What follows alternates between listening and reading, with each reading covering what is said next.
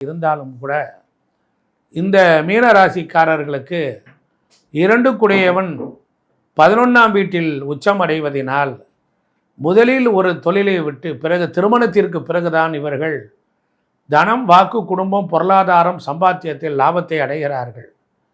ராசிநாதன் 5ஆம் வீட்டில் உச்சம் அடைவதனால் இவர்களுக்கு பிறக்கிற குழந்தைகள் தான் இவர்களுக்கு வாழ்க்கையில் பெரும் முன்னேற்றத்தை பெறுவார்கள்.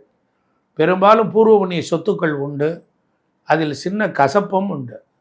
பூர்வ புண்ணிய சொத்துக்களில் ஏதாவது ஒரு விரயங்களும் ஏற்படும். பல சொத்துக்கள் இருந்தால் அதில் ஏதாவது ஒரு சொத்துக்கள் தான் நிறையும்.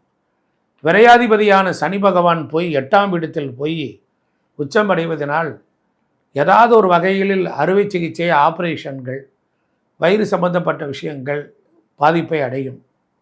4ஆம் இடத்துக்குரியவன் நீச்சமாகி 4ஆம் இடத்திற்கு பொறுத்தளவில் அங்கே தந்தை வழி சொத்துக்கள், தாய் வழி சொத்துக்களில் ஏதாவது ஒரு வில்லங்கம் இருக்கத்தான் செய்யும். அப்போ மீனராசி அன்பர்கள் காரணமே இல்லாத ஏதோ ஒரு பழி, பாவம், அசிங்க, அவமானங்களை சந்திக்கின்ற பட்சத்தில் பூரட்டாதி நட்சத்திரத்தில் பிறந்தவர்களுக்கு காஞ்சிபுரத்தில் இருக்கக்கூடிய சித்திரகுப்தர் சன்னதியில் சென்று வணங்கி தீபம் ஏற்றி வழிபட நன்மை உண்டாகும்.